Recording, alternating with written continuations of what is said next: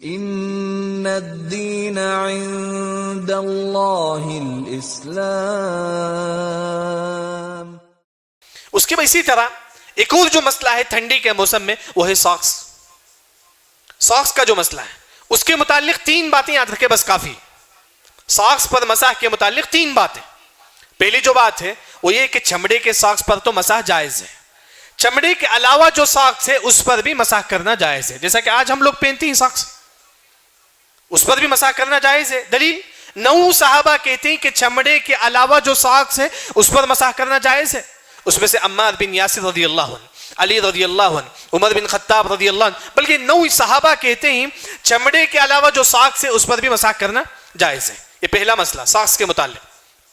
دوسرا جو مسئلہ ہے، آپ مقیم ہیں، آپ اسی حیدرآباد میں آپ رہتے ہیں، تو آپ کے لیے جو ہے نا ایک دن ٹائم ہے، آپ ایک دن تک آپ ساکس پہن سکتے ہیں، اس پر مسح کر سکتے ہیں، ایک دن تک آپ ساکس پہن سکتے ہیں، اس پر مسح کر سکتے ہیں۔ اگر آپ مسافر ہیں تو آپ کے لیے 3 دن ٹائم ہے، 3 دن آپ ساکس پہن کر ہی رہیں گے، اسی پر مسح کریں گے۔ یہ دوسرا مسئلہ ہے۔ ہاں، اب ساکس پر مسح کرنے کے لیے کن باتوں کو یاد رکھنا ہے؟ سب سے پہلی بات یاد رکھیں، آپ جو ہے نا کمپنی کو جانا چاہتی ہیں 10 بجے، اچھی طریقے سے وضو کیجئے، ساکس پہننے سے پہلے وضو کرنا واجب ہے، اچھی طریقے سے وضو کیجئے، جس طرح نارمل ہم وضو کرتے ہیں، پیر بھی دھو لیجئے، پھر اس کے بعد آپ ساکس پہنیے، یعنی کہ وضو کے بعد ہم کو ساکس پہننا چاہیے۔ اب وہ ساکس ٹخنے سے اوپر ہو، وہ ساکس کیسا ہو؟ ٹخنے سے اوپر ہو۔ ہاں، یہاں تک معلوم ہو گیا 10 بجے آپ کو کمپنی کو جانا ہے، اچھی طریقے سے وضو کیجئے، پیر بھی دھو لیجئے، پھر اس کے بعد آپ ساکس پہنیے۔ اس کے بعد آپ کیا کرنا ہے؟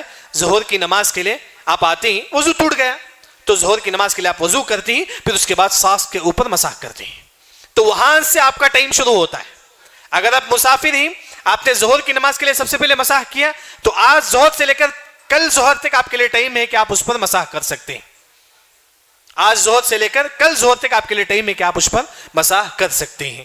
یعنی کہ یہ خاص طور پر جو نا ٹھنڈی کے موسم میں ہم جو نا ساکس کا بھی استعمال کریں، کیونکہ انسان بیمار، ہمارے جسم کا بھی حق ہے کہ انسان اپنے آپ کو بیماری سے بچائے۔